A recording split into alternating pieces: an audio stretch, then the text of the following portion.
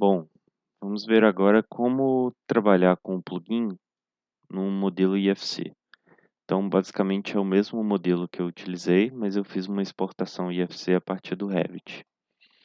Quando eu seleciono um elemento no IFC, o que acontece? Ele passa a não ter mais aquela hierarquia do Revit, né? Pelo menos da maneira como foi exportado. Ele tem uma hierarquia de pavimento e elemento diretamente. Então, esse elemento aqui, dentro dele, ele tem o que ele chama de body, que aí a gente vai olhar o que ele é em relação ao parâmetro icon, né? No Revit ele é um composite object, aqui no IFC ele é um group. O body, ele também é um composite object, que pode ter um outro grupo dentro, né? Um outro grupo, aliás, e uma geometria. Então, essa é a hierarquia do IFC. Então, o ideal é que a gente faça a quantificação desse objeto. Mas também, se a gente reparar, o elemento body, ele tem as mesmas características que o elemento em si, né? O type dele é um IFC slab, aliás, algumas características, né? Por exemplo, o nome dele e object type são o mesmo, mas ele aqui é um IFC representation holder, e no caso da laje é um IFC slab. Então, o ideal para o IFC é sempre fazer seleções que selecionem a classe IFC, né? IFC slab. Então, nesse caso, a gente pode fazer isso por meio de criar search sets, por exemplo, né? Então, isso seria interessante. E aqui, dentro do plugin, seria bom que numa quantificação IFC, a gente tenha, vamos fazer um escaneamento de propriedades aqui primeiro. Com as propriedades carregadas, eu vou editar a minha quantificação IFC para incluir IFC item type.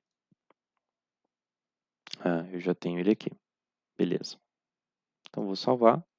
Mesma forma, né? A unidade em que eu quero fazer a quantificação. Save.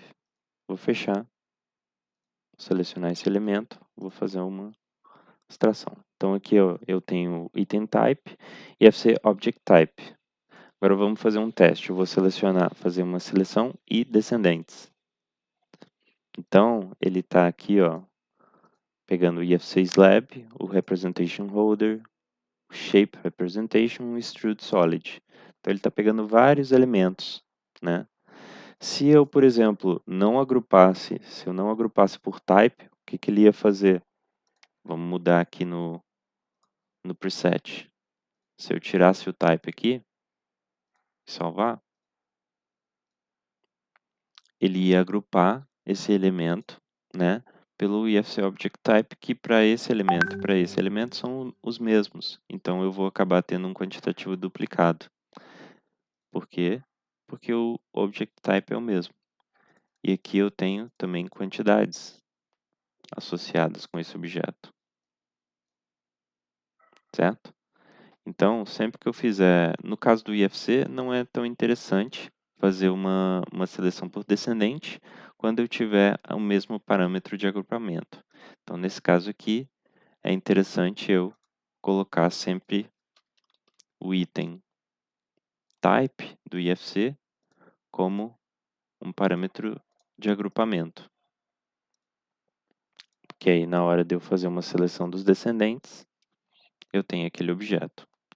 Por que que a gente, de novo, né? Por que que a gente tem esse seleção e descendentes? Porque aqui eu posso ter, por exemplo, para um modelo RVT, o material. Então, eu posso quantificar, por exemplo, a área do objeto e os materiais também, certo? No caso de uma parede, etc. Vamos voltar lá no modelo Revit. Se eu tenho, por exemplo, essa coluna, esse pilar, eu tenho o material. Então, eu posso querer fazer uma quantificação do material em si. Só que no material, às vezes, eu não vou ter uma propriedade que me fale a área dele, certo? Então, eu tenho que garantir que essa propriedade esteja no material. Bom, espero que tenha ficado claro o objetivo do vídeo e qualquer coisa nos procure nas redes sociais, no LinkedIn, no Instagram, e a gente tira suas dúvidas, ok?